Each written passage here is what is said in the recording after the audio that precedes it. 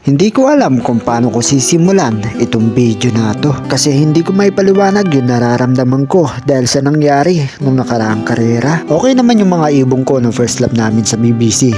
Siyam yung entry ko pero isa lang ang hindi nakauwi. Masaya ako sa naging resulta ng mga ibon ko kahit na medyo mababa yung speedan nila. Alam niyo naman siguro na ang first lap ang pinaka-critical sa mga young bird. Dahil ang loading nun Friday tapos i-release sila ng Sunday na at first time nilang mararanasan na matulog ng 2 gabi at kumain sa crates. Kaya naman yung second lap kampante na ako kasi naranasan na nila at nalagpasan na nila ang unang pagsubok. February 1, 2026, nirelease yung mga ibon namin sa Buena Vista, Quezon ng 7:25 ng umaga.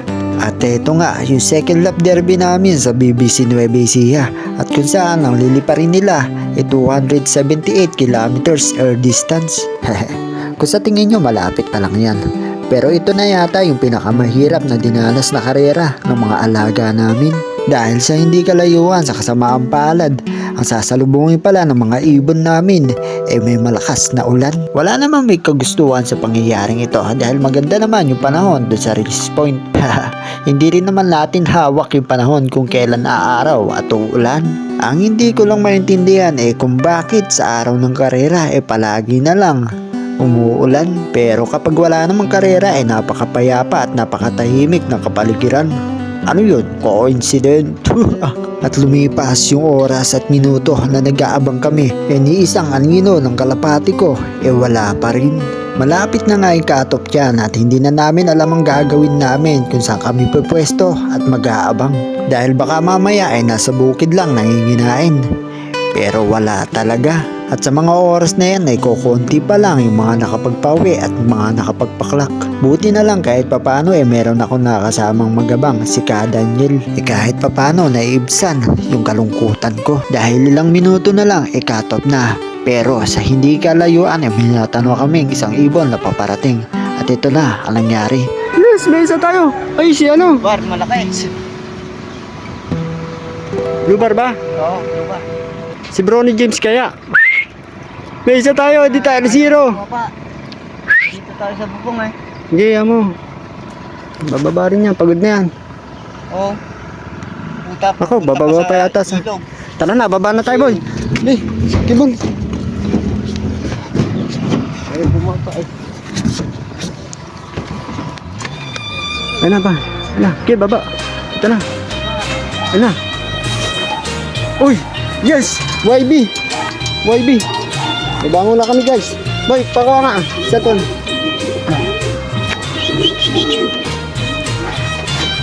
Pasok, pasok. First bird. Smash race.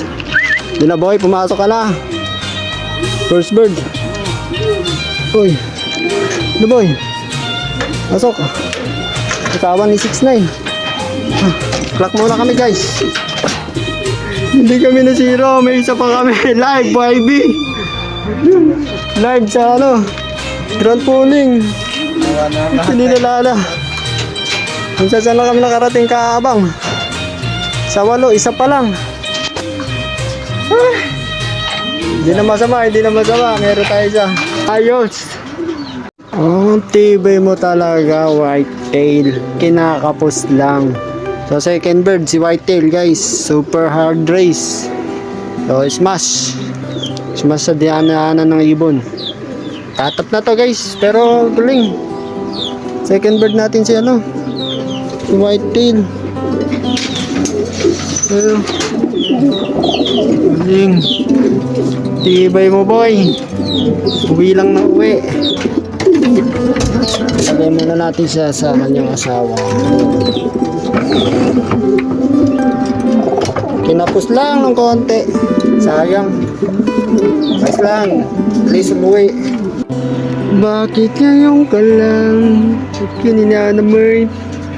Ayan Bronny James, third bird. Cut off. Sayang. Pero at least nakawi ka pa rin. Tibay mo. 3 pa lang tayo guys. Puro putik si Bronny James. Sino ka? 6'9". Ay, hindi si 6'9".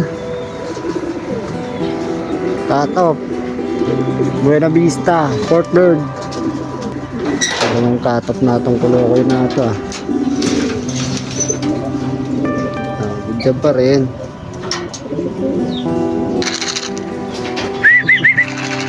Ayaw bumaba. Yun. Ay, sayang boy. Oh, good job, good job. Pasok, pasok. Wala, ganun talaga guys. Ganun talaga ang karera. Smash race. Ayan. 1, 2, 3, 4, 5. Pang 5 na natin to. 3 na lang kulang natin sa BBC. Alright. Okay. Ayan, nakauwi pa. Martes guys. Buena Vista Massacre. Pahinga ka na boy. Alright. Okay na okay yung ibon. Buena Vista. Grabe, napakasakit talaga isipin dahil sa 8 entry ko, isa lang yung paklak ko. Pero hindi na rin siguro masama dahil sa 8 entry ko, 6 nga yun ang pauwi ko. Sabi nga ng tropa, buti ka pa nga meron pa uwi. Yung iba nga, totally wala. Sabi nga nila, ganyan lang ang buhay, huwag mainipin. Kung anong parating, huwag masyadong isipin. May mangyari mang mali, wala kang dapat sisihin. Kung paano ka magbabawi, yan ang dapat isipin.